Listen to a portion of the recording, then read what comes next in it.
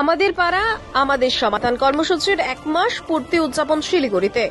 পশ্চিমবঙ্গের মাননীয় মুখ্যমন্ত্রী মমতা বন্দ্যোপাধ্যায়ের উদ্যোগে রাজ্য সরকারের উন্নয়নমূলক প্রকল্প আমাদের পাড়া আমাদের সমাধানের 1 মাস পূর্তি উপলক্ষে সোমবার বিশেষ অনুষ্ঠান আয়োজন করা হয়। শিলিগুড়ির শালবাড়ি কৃষক বাজার চম্পাশাড়ি গ্রাম পঞ্চায়েতে অনুষ্ঠিত হয় কর্মসূচি।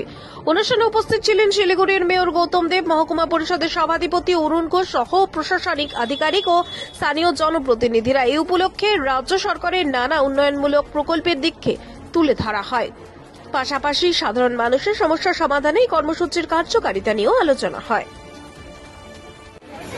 এই অভিনব যুগান্তকারী এবং ঐতিহাসিক যে কার্যক্রম, যেটা গণতন্ত্রে মানুষকে অংশগ্রহণকারী উন্নয়নমূলক প্রকল্প 8,000 কোটি টাকা এবং আমাদের রাজ্যে 80,000 বুথে এই প্রকল্প হচ্ছে।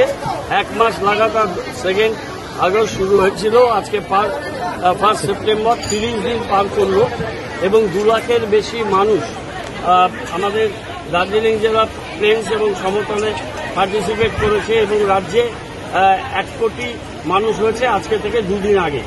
তো এই যে একটা যুগান্তকারী পদক্ষেপ, তার 100 দিন সমস্ত মানুষ, জেলা প্রশাসন, সমস্ত আধিকারিক, নির্বাচিত প্রতিনিধি এবং সর্বোপরি জনগণ যারা অংশগ্রহণ করছে তাদের উন্নয়নের বিষয়টি তারাই নির্ধারণ করে দিচ্ছে।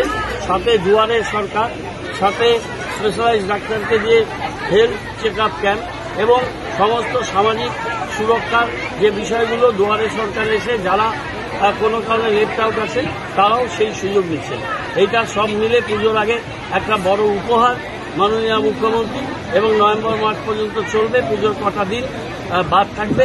এই কর্মসূচি ভারতবর্ষে তো বটেই, বিশ্বেও এই ধরনের কর্মসূচি আগে কোনোদিন হয়েছে বলে আমাদের জানা নেই।